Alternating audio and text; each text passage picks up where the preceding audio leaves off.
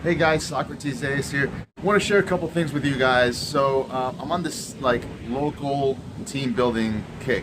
One of the questions, actually multiple questions that I get on a regular basis is, how do you approach a warm market?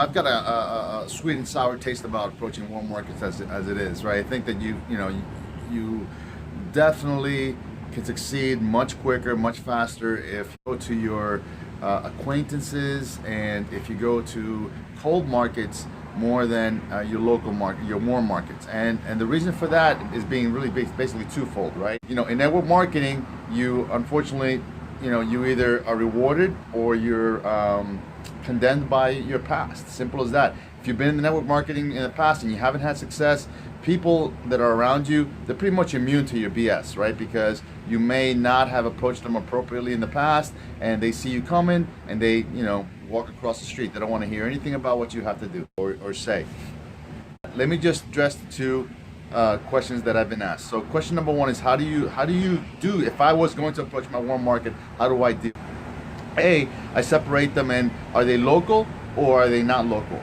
Category number one is, are they not local? If they're not local, right, and I'm going to be approaching them using Facebook, then I'm going to do it by being as open and honest as I can, right? I want to address the elephant in the room in the fact that I really want to, to expose my product or my opportunity to them as soon as possible. I don't want any misconceptions about who I am or what I'm going to do. All right. Yes. Am I going to tell them, hey, look, listen, Billy Bob, it's been a long time, I haven't talked to you? Yes. Am I going to give them a warm and fuzzy initially? Yes. But I'm not going to allude to the fact that I want to reestablish this long relationship that we haven't had before, letting them know that, look, listen, I know that we need to catch up, but that's not really the reason I approached you right now. I was thinking about you, and I was thinking, wow, Billy Bob is just a great people person. Billy Bob has a great personality. Billy Bob is a great salesperson. Whatever their attributes are, I'm going to, address it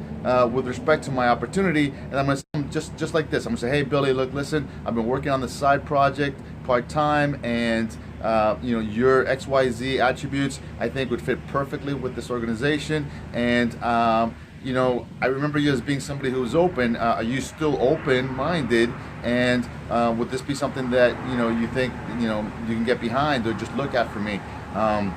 And just listen to the person, and you might get some no's, but that's fine. But at least you were open and honest, something that people may not attribute you with being. If they say no, great. You know what? At least now you have a way to rekindle this relationship that you had. You were open with them, and now you have access to their list, right? Their friends. Because then you could always come back and say, well, look, listen, Billy, even though this may not be for you, do you know anybody who has the same attributes that you do that can get behind this part-time, that's not going to interfere with what they're doing currently, and work on your relationships with Billy. Now, if the person is local, okay, question number two, second type of person, right? The person is local. What do you do? Well, what you do with those people is that you meet with them face to face. When you do face-to-face interactions, the closing rate is much higher, right?